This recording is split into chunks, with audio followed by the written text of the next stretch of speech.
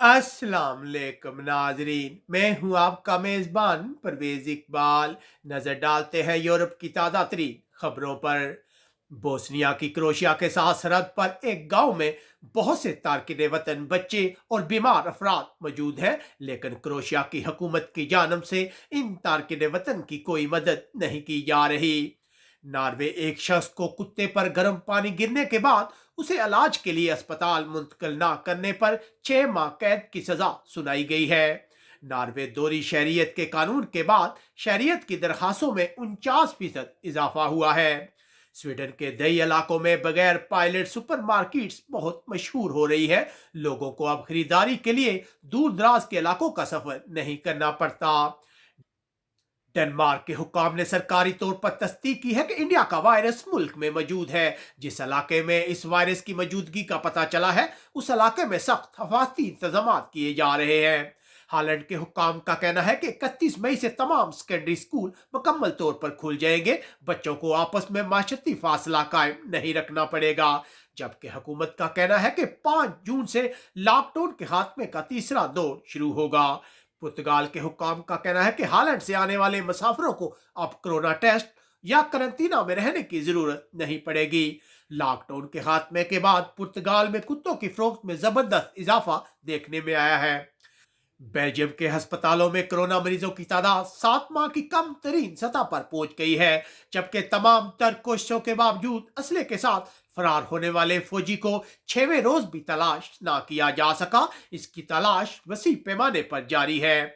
यूनान सेटेलाइट से ली गई तस्वीर से पता चलता है कि जंगल में लगने वाली आग ने 7,000 एकड़ का रकबा तबाह किया है। अब भी आग बुझाने की कोशिश जारी है। हुकूमत ने आग से मुतासरा लोगों के लिए इमदाद का ऐलान किया है।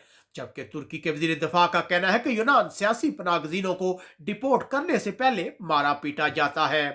फ्रांस कोरोना बहरान में कमी के बाद सदर मैक्रोन और वजीर आजम जीन कास्टेक की अवामी मकबूलियत में एक बार फिर इजाफा हुआ है। जबकि फ्रांस के अस्पतालों में कोरोना के बायस जेर इलाज मरीजों की तादाद 20,000 से कम हो गई है। दुबई के हुक्काम ने जर्मनी को कोरोना के हवाले से महफूज ममालिक की फहरिस्त में शामिल कर लिया है, जबकि जर्मनी एक यहूदी शख्स पर हमला करके उसे शदीद जख्मी कर दिया गया है। जर्मनी के वजीर सेहत का कहना है कि अगर लोगों को मौसम गर्मा को इंजॉय करना है तो कोरोना इन्फेक्शन को मजीद कम करना होगा। बरतानिया जाने वाले यूरोपीय शहरियों के साथ दुश्मनों जैसा सलूक किया जा रहा है। बाज लोगों के पास जिनके पास बरतानिया का सेटल स्टेटस है, उन्हें भी बरतानिया में दाखिले पर शदीद परेशान किया जाता है। बरतानिया एक रिसर्च में पता चला है कि फाइजर और AstraZeneca corona vaccine Indian virus के खिलाफ मुअस्सर साबित हो रही है। बरतानिया के शहरियों की फ्रांस आमद पर पाबंदी का इम्कान है।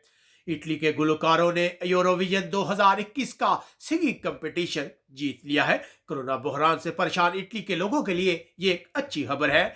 जबकि इटली एक केबल कार के हादसे में 8 अफराद हलाक हो गए हैं, जबकि जख्मियों को हेलीकॉप्टर के जरिए दूसरे अस्पतालों में मुंतकिल किया जा रहा है। हालिया दिनों में मराकश और स्पेन के दरमियान कशीदगी में इजाफा हुआ है। सहारा अलैदगी पसंद तंजीम के रहनुमा की स्पेन आमद के मौके पर मराकश में सरगर्म कारकुनों ने स्पेन की अशिया के बाइकाट का मुतालबा किया है। स्पेन की 33% आबादी ने कोरोना वैक्सीन की एक खुराक हासिल की है, लेकिन 1 मिलियन गैर कानूनी तारकिन वतन वैक्सीन की खुराक हासिल करने में नाकाम हो गए हैं। अब तक के लिए इतना ही। आप कमेंट्स करके हमें अपनी राय से आगाह कर सकते हैं। अपने मेजबान परवेज इकबाल को इजाजत दीजिएगा। अल्लाह हाफिज।